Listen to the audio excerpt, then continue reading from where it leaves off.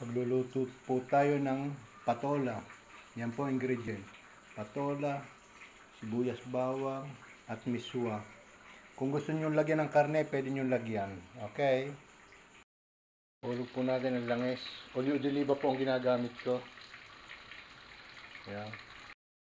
Ating sibuyas. Halo lang po yan.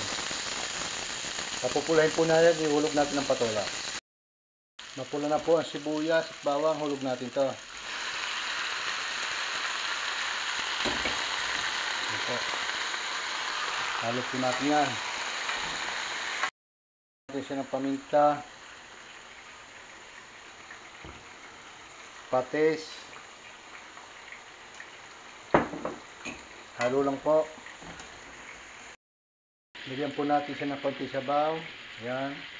Pakukuluin po natin, tatakloban natin. At yan po ang kanyang kaulam mo. Yan. Yan, kulo na po siya. Hulog natin ang miswa. Okay.